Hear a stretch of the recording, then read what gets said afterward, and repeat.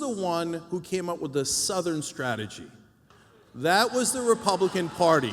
And the Southern strategy was, let's go get racist white voters in the South. That's a fact.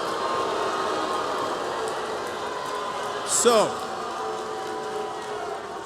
once again, it's this wonderful capitalist invention called Google. Google it. So, two Republican chairmen have said, yes, we did do that strategy, and we apologize. So that's a fact. They're the ones who invented identity politics. So when you like identity politics when it serves your interests, but all of a sudden when we say, hey, can black people have the same rights as white people? Oh, identity politics. Can gay people have the same rights as straight people? Identity politics. It's called equality. Look into it. It's called America, okay? All right, well, I think we now know. USA, USA, USA. All right. Equality for all of us. Okay. All right. I want to respond to this is a Ben, point. just very quickly, and then we'll have to wrap it up. This is very quick, okay? Very quick. Okay, I want to respond to a point. This is a point that Cenk made last year in his debate with Dinesh repeatedly for about an hour. Was the Southern strategy with regard to the Republicans. Okay, I'd like to point out the idea that the entire South solidly moved into the Republican category because of the Civil Rights Act is historically false and has been debunked multiple times by people ranging from Sean Trent at Real Clear Politics to professors at the University of Pennsylvania. And there's a bunch of ways to debunk it, including the fact that the Congress did not switch Republican in the South until 1994. Okay, did it take 30 years for the racists to realize what was going on?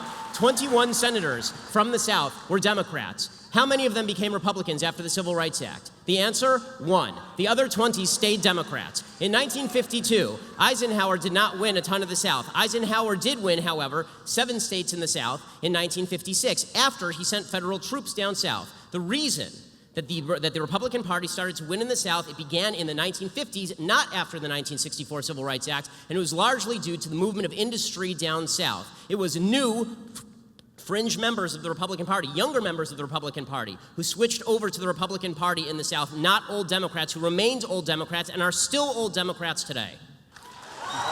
So I'm going to jump in here. Okay, I got it real quick. You're right. Very quick. By the way, final note, sorry, Jimmy Carter launched his 1980 campaign at the headquarters, that town in Alabama that was the headquarters for the KKK. So to pretend that it was only Republicans playing the bad and evil race strategy is just a lie. All right. Okay. Last word. So this will be the last word. that was him responding to his own thing. Okay. So, real quick, because you're right, we had a whole almost an hour-long debate on the Southern strategy. You guys always cherry-pick certain windows of time. In this very narrow window of time, this people change to that people. I just went from 1952 to 1994. Hold on. If you're so right, why did two heads of the RNC come out and say, yes, we did the Southern strategy, and we apologize? Why did Pat Buchanan say to me on MSNBC, yes, we did the Southern strategy, yes, we got whites to vote for us in the South, and we had a good run? Okay, it wasn't me saying it was Republican leaders and Buchanan who did it at the Nixon campaign, admitting that was exactly the strategy. And there were some members of the Republican Strategy Council who were doing evil things. That doesn't mean all the people who voted for the Republicans were voting for them because of those things. And to impute that motive to tens of millions of people down south is to ignore not only every public opinion poll done, but also to fail to recognize history.